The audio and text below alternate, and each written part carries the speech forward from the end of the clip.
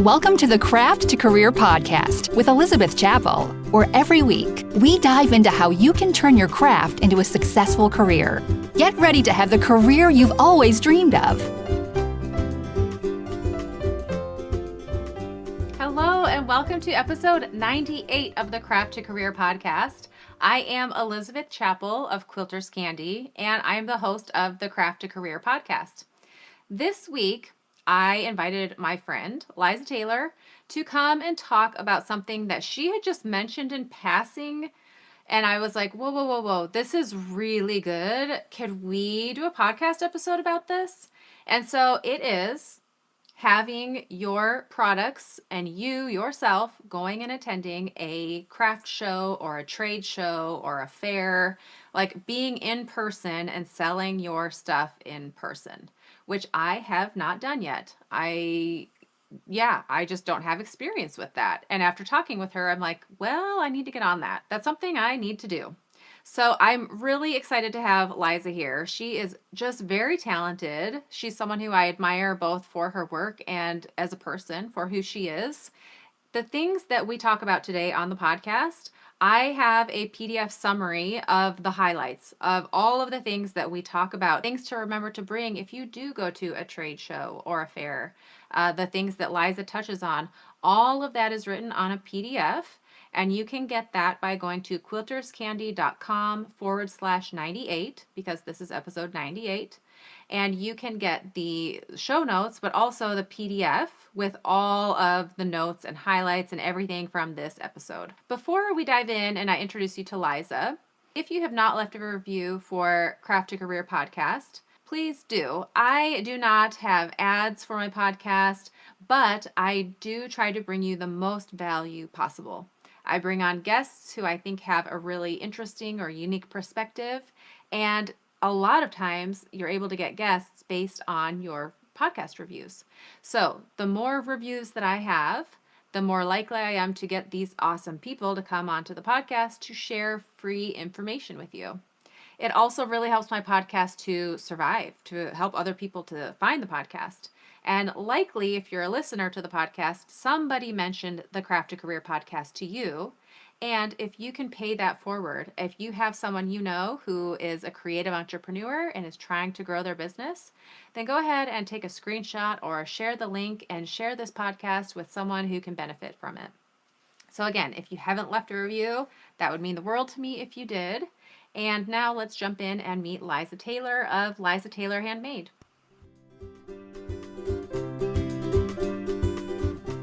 Liza, thank you so much for being here. Yeah, thank you for having me. Yeah, of course. So let's see. Remind me what year, when did I first meet you? You reached out, you messaged me a few years ago, maybe in 2019, and then we met. I took your course, and then we met in person in, was it 21? Just last, or Yeah, 20? I think so. Yeah, or no, 22. Was it 22? Yeah. No, time is a weird thing. It was 22. Yes, it was just last year. So Okay.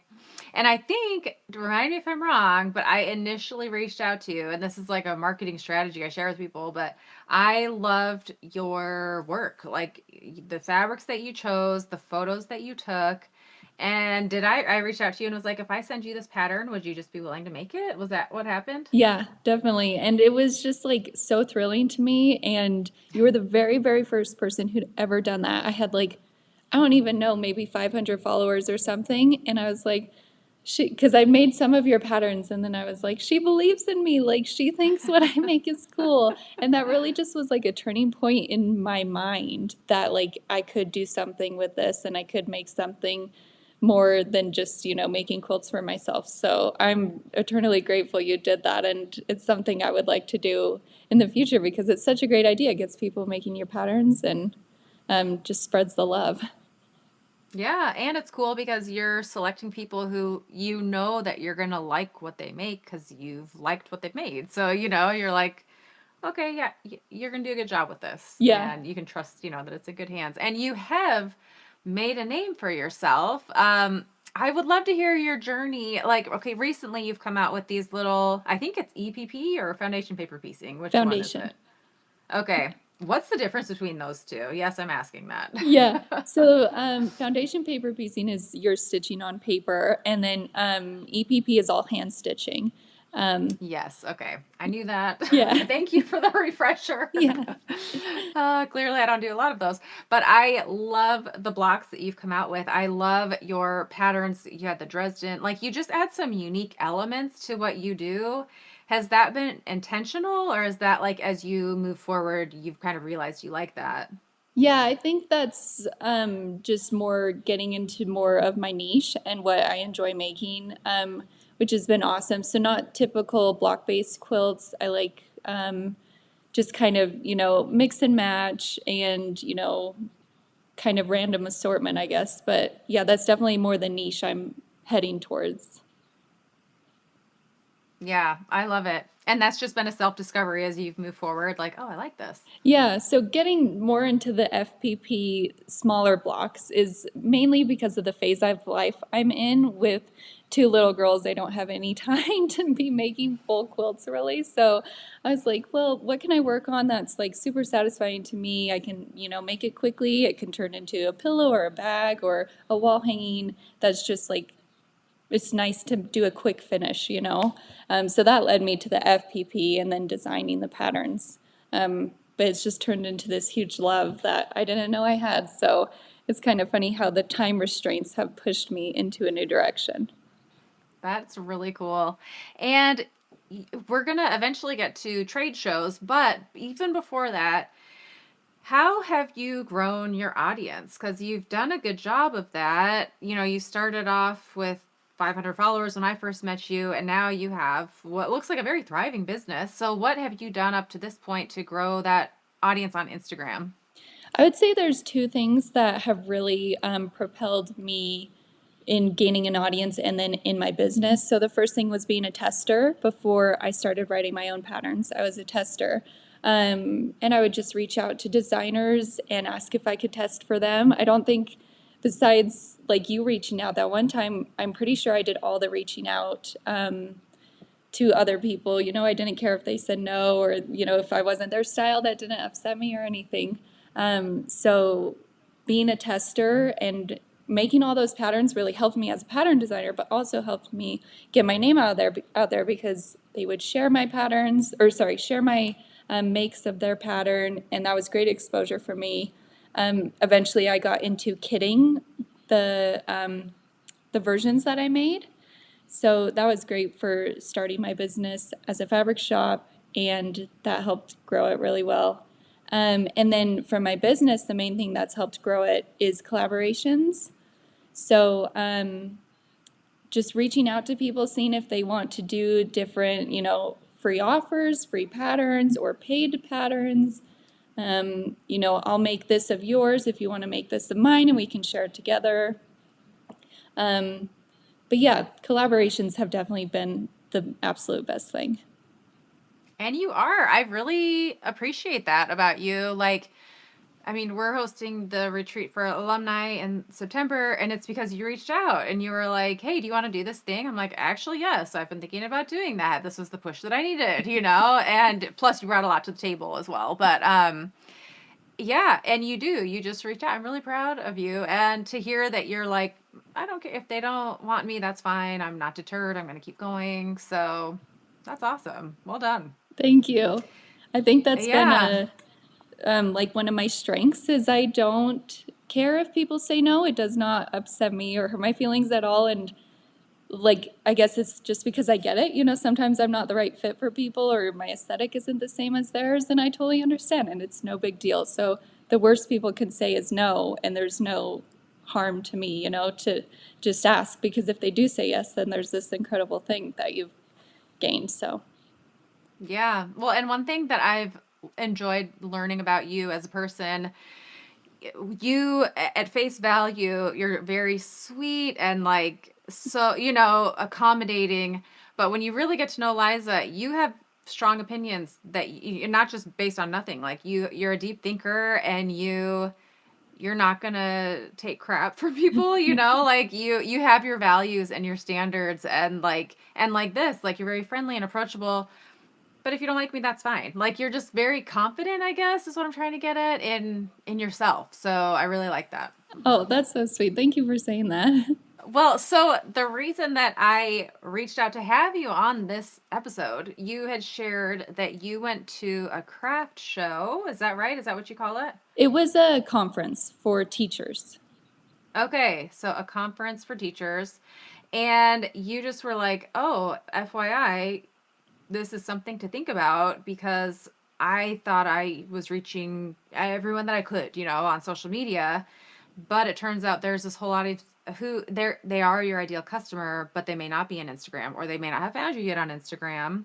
So I'd love for you to just share, first of all, what this conference looked like and what your setup was like. Let's start with that. Yeah, so it was a conference for family and consumer sciences teachers here in Utah. My friend Caitlin from Knot and Thread invited me to be a vendor with her. So it was great. We shared a booth, and we each sold stuff from our shops, and it was just the best experience and something that I'll definitely be implementing in my business now, because it was just something I'd done a trade show before when my business was tiny, but nothing like this. And it just like opened my eyes to so many things, and I'll definitely be continuing it with it. Yeah, I want to try it now. I've never done a trade show or anything like that. So first of all, the people at this particular conference, they were all teachers, right?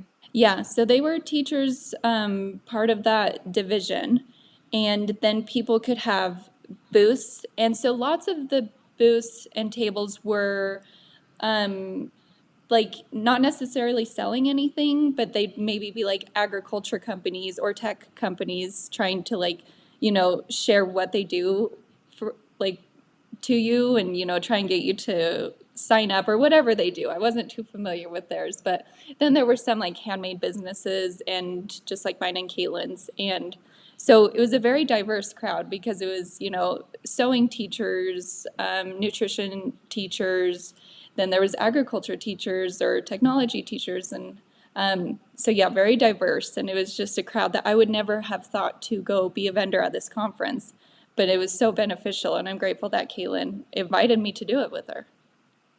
Well, and that's interesting because as I'm sitting here thinking about what kind of trade shows would I want to go to, I'm thinking, well, it'd make the most sense to go to like QuiltCon, where all the people are going to be quilters. And I probably would have written off something like this because, like, what are the odds that I'd find someone? So, can you explain why you felt like it was a success?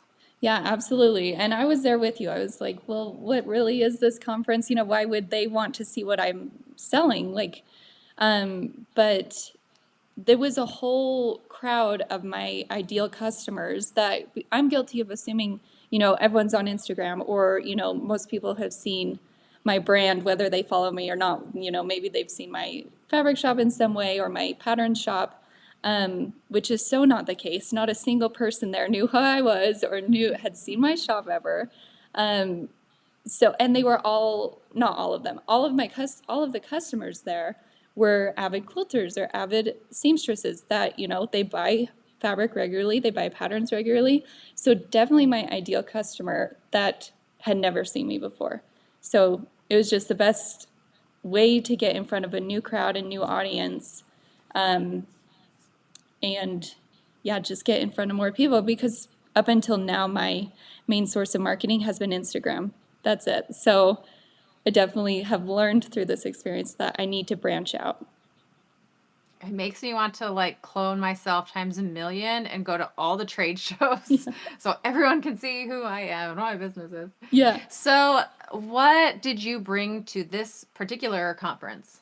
Yeah, so it was great doing it with Kaylin because I brought fabric and my patterns, and then she brought her patterns in her bag patterns, her quilt patterns. Then she bought notions and supplies to make her bag patterns, and then I had the fabric to make her bag patterns as well. So we were a good team. But yeah, I brought my fabric from my shop and my patterns. Okay. And I kind of like that. So you're providing all the steps that people need. I guess if you're going to go a step further, you could have like the notions that you might need or cutting mat or whatever, but to have the supplies to make something. And then I'd love to hear what insights you had from doing this. This was your first ever. What kinds of things are you like, okay, now that I've done this, I want to be sure to remember blah, blah, blah.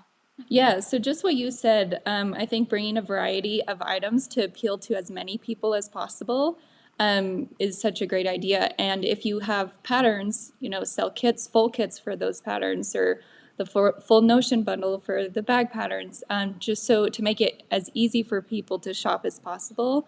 Um, and then also bring samples of your work, of your patterns, because people love seeing the actual finished product. That definitely helped me sell my patterns because I had the quilts all made. Okay. Yeah. So they would see the quilts draped over my table. They'd come look at it. Oh, do you sell this pattern? It was a great conversation starter. Okay, fun.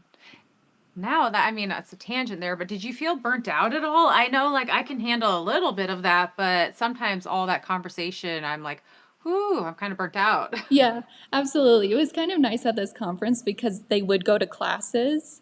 So there were lulls, which was nice to kind of regroup. And it was cool because Caitlin taught a few of the classes there. So that was great marketing for, her bag patterns and also our booth. So we would always have people come to our booth after her classes, which was super nice. So if you get the opportunity to teach at a conference like that, that's also a great idea to get more exposure. Oh, I like that. So, did you sell any of your patterns that were not what's the word I'm looking for? That you didn't have like a real sample to show people? Yeah, so the definite bestsellers were the ones that had samples there, but I also made business cards specifically for this event that had a QR code on it, and you can get QR codes for free, which is super handy. And then I just made the business card on Canva, so it was really quick and easy. But that had a QR code that linked directly to the rest of my patterns because I don't have all of my patterns printed. So I made a few sales off that too, which was super nice. And this is kind of a tangent, but just pass out your business cards to everybody and anybody who wants one, especially people that buy from you. Because several times I've been at, markets and fairs and I've bought from somebody and then I come home and I'm like, oh, I'd love to check out their shop more. And I have nothing to see where I got it from, maybe not even a name of the shop. So just pass out your business cards like candy because people keep them and save them and they pay off in the end. It's true. I remember back in the day when I had my subscription box and I was going to Quilt Market to look for, to buy instead of sell. And I would go and see different displays and it's such an overwhelm of all the things. So I would come home and I would go through and look at all the flyers that I got and be like, oh yeah, that product, that product. If they didn't have a flyer or a business card, I was not going to remember that. So that is really good advice. Yeah, absolutely. And they're so, like I said, they're so easy to make if you want to make custom ones for specific events. It's just really, really quick and Canva's free and the QR codes are free. So besides printing them and your time, it's an easy thing to do. Yeah, that's awesome. And then I wanted to touch on growing your email list. Were you able to grow your email list? Because if you know me, I preach like that's really going to be how you keep in touch with these people afterwards, rather than hoping that they reach out to you, if you can make sure to reach out to them. So, how did that look for you? Yeah, absolutely. So, Caitlin actually printed out this printable for both of us to display on our tables. It just had their email and their name, and they could sign up. So I got like a couple sheets of emails from that, which was super helpful. Awesome. And I wish I would have done this, and I will do this at my next one, is maybe offer like an incentive for them to sign up on your email list. So maybe a giveaway that's just specific to that event, or you could send out a discount code, a week later specifically to those that signed up, just to really incentivize people to sign up for your list. And that can go to your products as well. You could offer a special market pricing. I know Caitlin, I think she did, a discount on her patterns, or maybe it was like buy 3 patterns and give the fourth one discounted. But I will definitely do that next time to help incentivize people to purchase as well. I like that. Which I'm thinking just off the cuff, if I were at a show and I saw there's going to be a discount if you sign up, I might be motivated to wait and buy later to get the discount. So I like the giveaway idea, because then I'm like, oh, well, you're motivated to sign up for the email list. And then especially that buy 3, get the 4th free, you're motivated to buy there at the place. So I like my marketing wheels are going. I'm thinking what would work the best. So then, yeah, have you reached out to them? I mean, it's a pretty warm audience. Meeting someone face to face is way better than like, oh, I saw this reel on Instagram. Yeah, so I need to. That's something I should have done earlier. The show was a few weeks ago now. I should have sent a follow-up email to those specific people. Maybe just saying it was nice to meet you, or thanks for stopping by or something. But yeah, they're added to my email list now, so hopefully they're getting my emails. But I definitely should have reached out, and we'll do that next time. And I'm thinking right now, because in the Craft a Career course this month, we're talking about email sequences. Now I'm like, I could create a welcome email sequence and have it all set up. And anytime I go to a show, I just come in and enter those email addresses and they automatically go through that welcome sequence, Yeah. My brain is going. And now I can't turn it off. And now I need to find a show to go to. Yeah. No, that's such a good idea. I love that. So okay, I was going to go to QuiltCon this year. I ended up not going, but I was going to have a booth. And I think I had like a 10 by 40 inch booth, which once I really measured it, I was like, holy cow, what am I going to fill it with? But I mean, that's like 10 by 20, 10 by 30, 10 by 40, I want to say. What would you, now having done that, because again, I've never done a show, what would you logistically think about, like what to put on the walls, how to actually present this booth? Yeah, so you definitely want to make your booth as aesthetically pleasing as possible and as welcoming as possible. You only have people's attention for a few seconds before they decide whether they want to come into your booth or not. So make it as welcoming and as warm as possible. Just displaying as much as you can, as many samples as you can. I learned next time that I'd like to have more layers, and it's always good to put your best sellers at eye level. So they're super catchy, and like I said, bring people in. But yeah, just having lots of layers, keeping it interesting. If you have a quilt ladder or different ways to display your quilts. But definitely also have a sign with your company name. I've gone into so many booths that have no branding or anything. So I don't know, it just feels different when you go into a place and you're like, oh, like this is a shop, this is a cool vibe. Like, I want to be here, So definitely include as many marketing things as you can with signs and, like I said, business cards. Maybe if you want, T-shirts or aprons that you and your employees wear if you have employees there. But yeah, just different layers is key, and make it as aesthetic as possible. So can I ask, when you say have lots of layers, what do you mean? What does that look like? So I'm sure you've seen setups where it's just like flat on a table, maybe some patterns or some supplies here, and there's not much interest to it. But if you bring, hanging baskets or like tiered shelving, that just kind of moves the person's eye around your booth easier, and keeps their interest. So if you had a huge booth that was like 10 by 40 feet, or, the QuiltCon standards, you could have multiple tables, multiple racks, multiple shelves, and, fill it with whatever you want, but just keep it interesting. Yeah, and I wonder, again, I have not done like a ton of research on this, but I'm just thinking 2 years ago when I went to QuiltCon, Kylie of Modish Quilter, they had like a couch in their booth. Now, granted, I know Kylie, so I feel comfortable with her. But whenever there was a lull or I was tired, I would find my way to her booth and go sit down because it was comfortable. I mean, I'm assuming I don't know, is that a good practice to have like a place where people can get comfy in your booth? Or I guess you need to have the room. I don't know. Yeah, absolutely. I think that's awesome because I saw a few people this year at QuiltCon. I didn't go, but online I saw them doing a similar thing. And I was like, gosh, that would be so lovely, like to go sit down and just relax. So it's lovely for the consumer, but then also as a business owner, like whether you make a sale from them or not, you're making a connection, you're getting to know somebody, making a friend. So Mm-hmm. I think it's a win-win for sure. And then a lot of places have like candy, where you can grab. Is there a science behind that?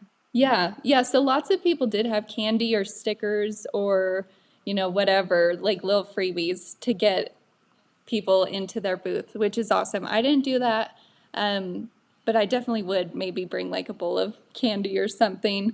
I did when I went to a market a few years ago, a lady, this is before COVID, but she had a plate of cookies. And if you were following her on Instagram, she would give you a cookie. And I was like, oh, that's not a bad idea. But yeah, just having if you want to do those freebies, that's great. And also, like, just having little add on items like that for people's orders, like if you do stickers or pins. I think Caitlin had those, and I thought that was such a great idea. And I think every single order of hers had a sticker with it because it was just a quick add on and, just a little bit more money to each sale. And then also they were branded. So those people leave with the branded Ah, sticker of hers. that's smart. And like what kind of price point are we talking for a quick add-on item like an upsell? I think her stickers were like $4 and then pins maybe were like 10 or 12. Um, but people love stickers. I mean, you put them on your laptops or your drinks or whatever. So it's such a good way because then that's marketing for you anytime somebody sees their drink bottle, with their Mm-hmm. sticker. It's such a good idea. I like that. Very, very smart. So, okay, offer. I like the layers idea because I'm just even thinking anything in this world. If fabric design, a quilt pattern, we like to have dimension to it, something that just is exciting for the eye to look at. But especially if you're in real life, I have seen those booths where you're like, and then others where you have to go in just because it's so beautiful. You're like, let me see that up close. Yeah. And eye level, your bestsellers. Okay, I am curious to chat about bestsellers. Did you find that the things that sold best online also sold the best at this conference? Yeah, absolutely. My best-selling pattern was the best-selling pattern there as well, which is super interesting. I guess, yeah, there's a reason it's a bestseller online. It translates well, which is nice. Yeah, so which is your bestseller? It's my Cottonwoods quilt pattern. So it's got Okay, the, we'll put a link to that. oh, thank you. Yeah, it's got the EPP in it and also the big panel patchwork. So it's a quick make besides the EPP. Was that your first pattern where you did this like other element type of a thing? Yeah, so that was my second pattern, and then the first that wasn't block based. So it definitely shows my audience liked that, and so it's been something I've used moving forward. And now I'm excited to offer another element of it. Is I'm going to make my FPP patterns the same size block as the EPPs, so they're all interchangeable. So you can kind of make it your own, and I just think that'll be cool. That is cool. And well, I think too, I mean, I could be wrong, but it's also really unique. Like, I talk a lot to my students about like find a niche, find a unique area that isn't being served. And I feel like this design idea is it's new. The elements of it are not, but the way you combine it and put it together, it's a very fresh Liza Taylor look. And it's cool that you have your own look. Like I can look at something and be like, that has Liza's name on it. Which do people ever reach out to you for help with photos or fabric selection or I don't know. Oh, that's so kind of you to say. That's definitely what we're all aiming for, right? Is just that individuality. So thank you. Um, but yeah, lots of times people ask, how do you get into finding that specific niche or, how do you choose out the fabrics you do or how do you get inspiration for the patterns you make? And it's honestly just, I'm using stuff that I like. And it's been a process to get here. It didn't happen overnight. So, yeah, just keep following your gut and your instincts and following what you like, and you'll eventually get to that position. But you also do have an eye. I mean, this is all true, but I do think you have a talented eye for beauty. Like, have you been interested in home decor or stuff like that? Yeah, so before I did quilting, my account is so funny. If you go way back, way back, it was a home decor account. So, um, No way. and then I So you do slowly, like it. yeah, I love it. And yeah, always did the interior design classes and the art classes. So it's definitely been something that's been in my wheelhouse for a while, but finally found something that sticks with quilting and something that just is, such a love in my life. So. Yeah, that's awesome. Okay, and then I guess these are my last questions, and then if you have other things you want to share on the topic of the craft show, I'd love to hear it. But the logistics of paying. So my patterns are carried on Shopify. I've never done in person. How do people pay? Yeah, so there's several different platforms, I guess, for payments, taking payments, and they're all pretty comparable price range, price points, what they charge, and per transaction and stuff. So I personally went with Square because I'd heard great things about it, but definitely do your research and find which one appeals to you most in the type of show you're doing, in the type of things you sell. It was important for me that I had one that didn't necessarily need Wi-Fi, um, because Wi-Fi is kind of, can't always be the most reliable source. So Mm-hmm. having one that didn't need Wi-Fi was important to me. Having one that I could easily link to my Shopify and easily link to my items that I sell was important. So yeah, there's tons. And then in that, you can buy all the gadgets, all the technology you need, right? So you can buy a tapper, or I just bought the little swipe thing. The app does come with a tap built in, so that was super nice. But definitely offer multiple ways people can pay too. So, bring some cash, or if you want to do Venmo, make sure you know what to charge for sales tax, so that you can have every customer come shop with you and you don't turn anybody away. That's true. You do not want to turn someone away who wants to buy your thing. So did people pay you cash as well there? I actually didn't have anybody do cash, which was interesting to me. I thought I would, but majority did credit cards. Okay. Venmo too. So okay, then when you mentioned the sales tax, before you go, how do you figure, like, let's say I had gone to QuiltCon in Atlanta, Georgia, not that you're the sales tax expert, but like I'd probably reach out to my CPA ahead of time, but how did you figure out sales tax? I guess you were in Utah and you are in Utah, but Yeah, so that makes it super easy. I actually knew the sales tax only because I was setting up my Square account. They ah, were like, "What do you want to charge? Typical Utah sales tax?" And I was like, "Oh, yes, I guess I do." But okay. yeah, something to research for sure.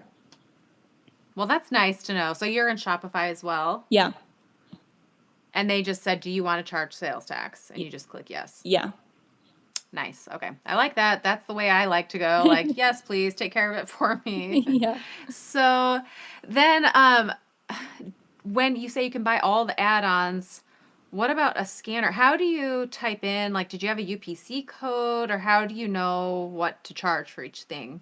Yeah, so since I only brought fabric bundles and then pre-cut fabric by the yard, and then my patterns, my paper patterns, which are all $12.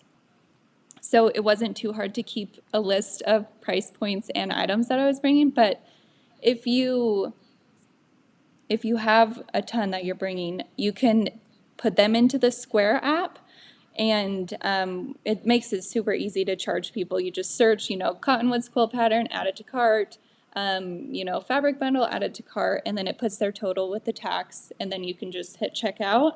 Um, But yeah, you could also bring a list of things, or I'm wondering, I didn't use it, but I do think the Square app has a scanner if you have a QPC code to make it easy and fast. But I just preloaded everything before the event. Okay, so you literally just went in on the app and it would still work even if you didn't have Wi-Fi? Uh-huh, yeah.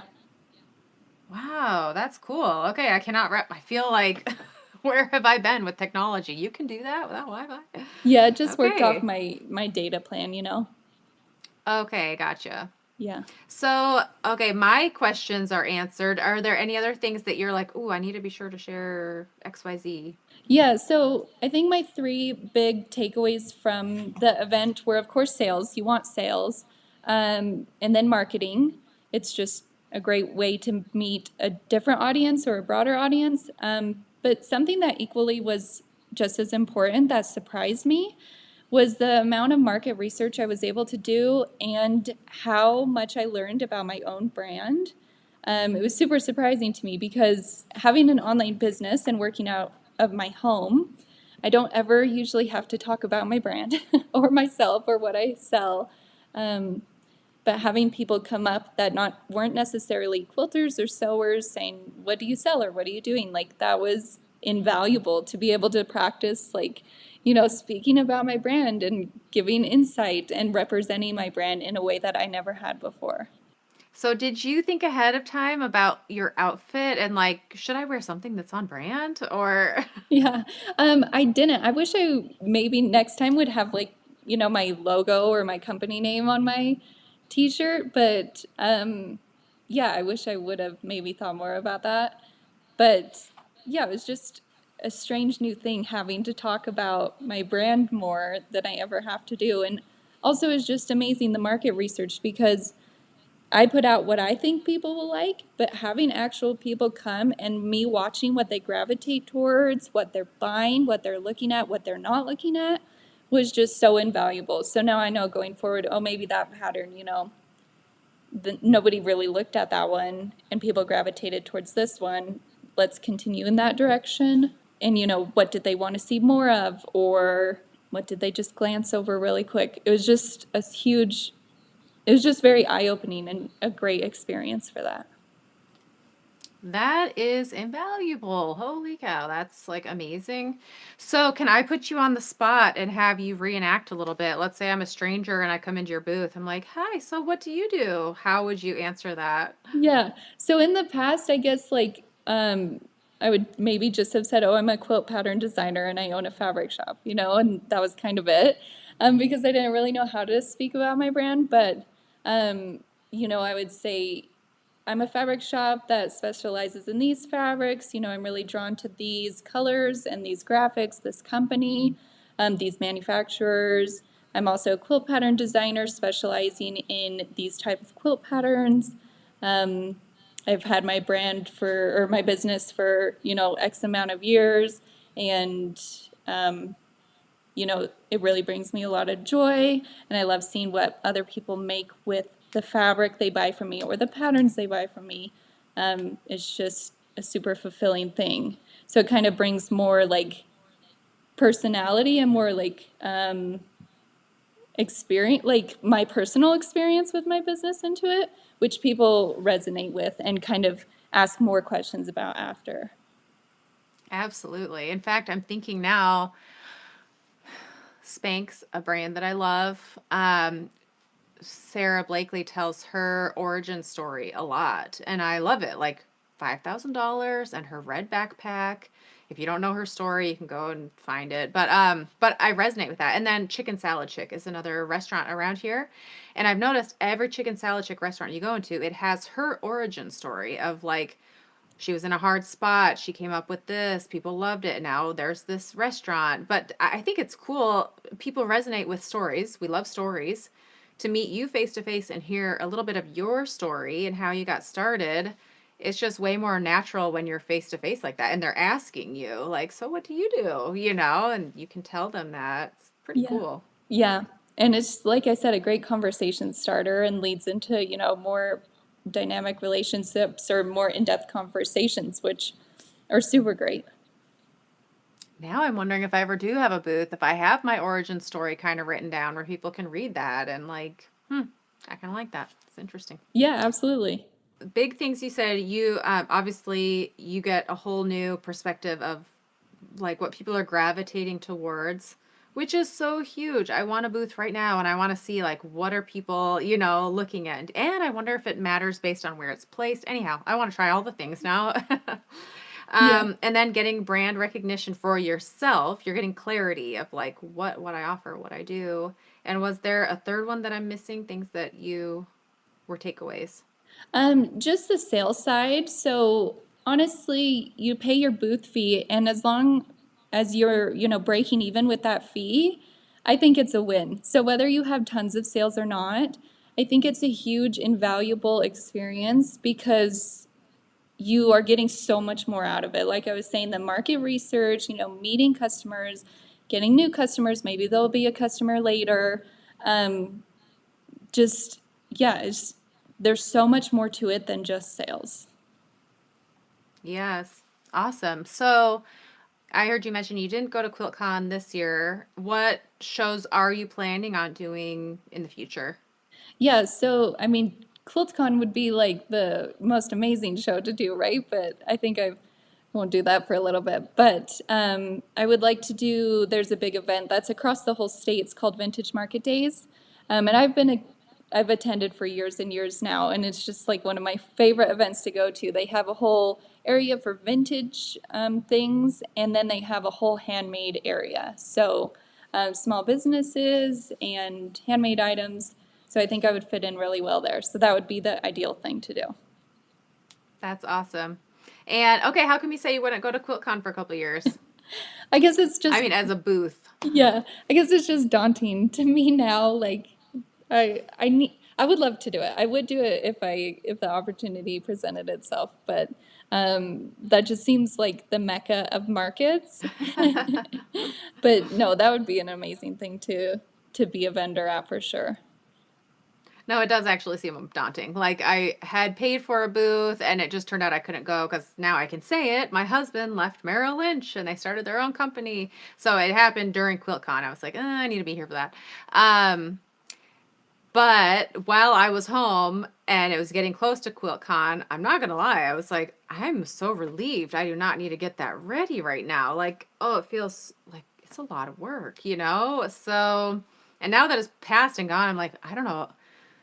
So hearing this is good because honestly, I'm like, will I ever do that? It's so much work, but it is very valuable. So, Yeah, and the thing with QuiltCon is that whole audience, everybody attending is your ideal customer, right? So, like it's the best market to go to because they're all somebody who would shop from you, probably. So, it would definitely be the best one I think to go to.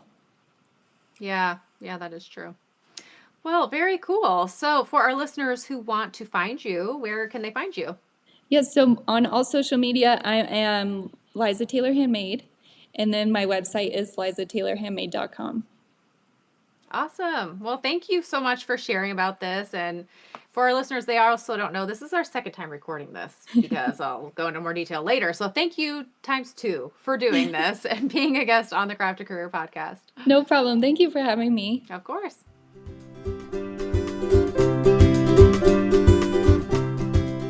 Liza, thank you so much for being here on the podcast. It was a pleasure to have you.